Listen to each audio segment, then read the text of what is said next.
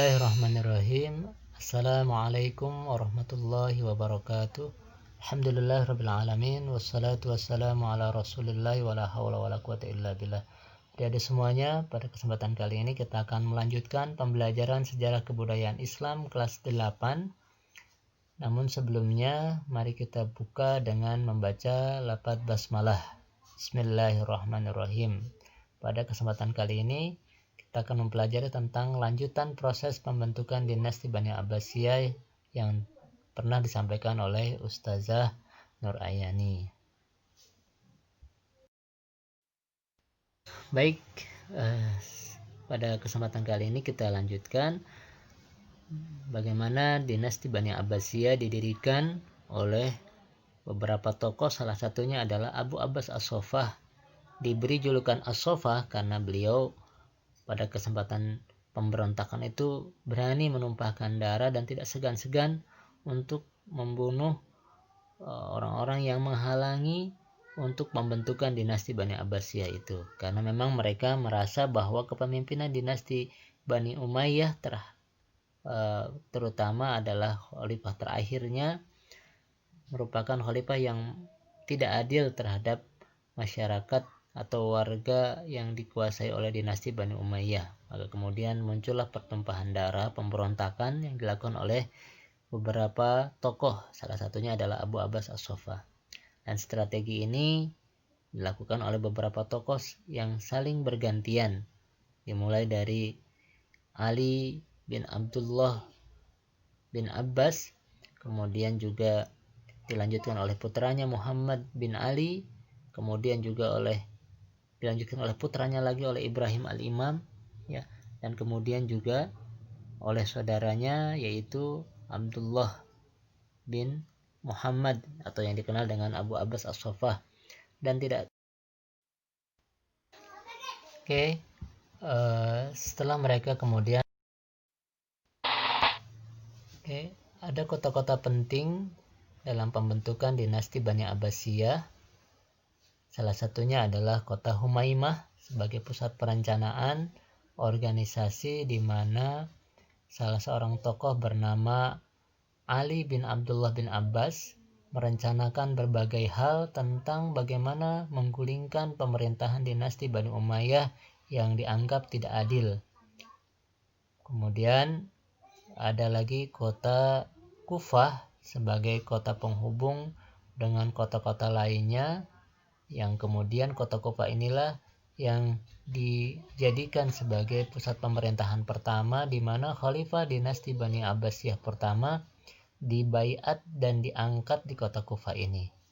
Kemudian juga ada kota Khurasan di mana pergerakan pemberontakan besar di kota Khurasan ini yang dipimpin oleh Abu Muslim Al-Khurasani sebagai panglima dari Abu Abbas As-Soffah.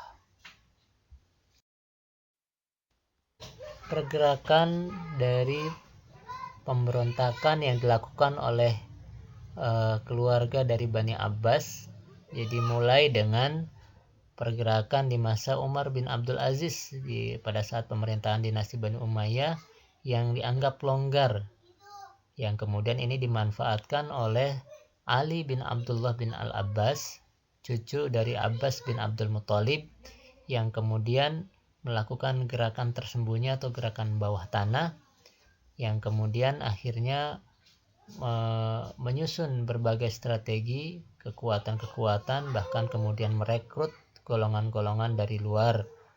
Dan ini semuanya direncanakan di kota Al-Humaimah.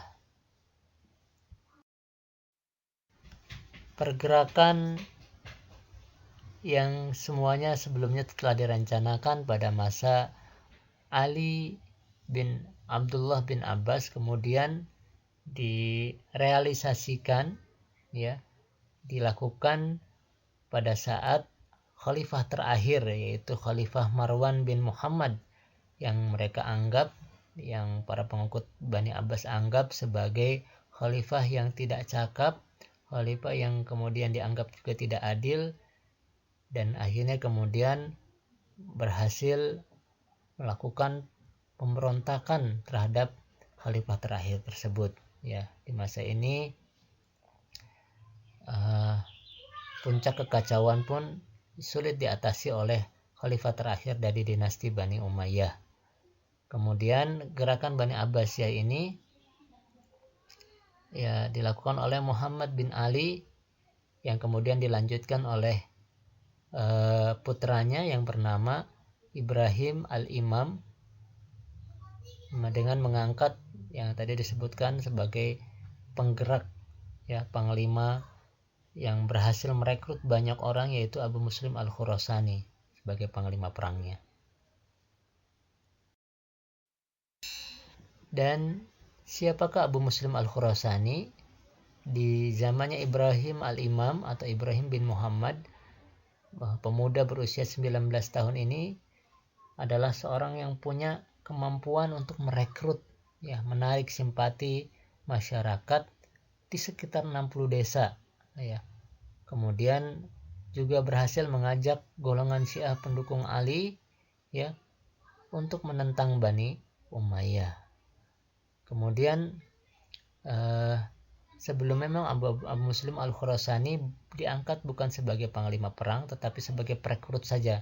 Tetapi setelah kekuatan pendukung dan Bani Abbasiyah ini kuat, baru kemudian diangkatlah Abu Muslim al-Khurasani sebagai panglima perang.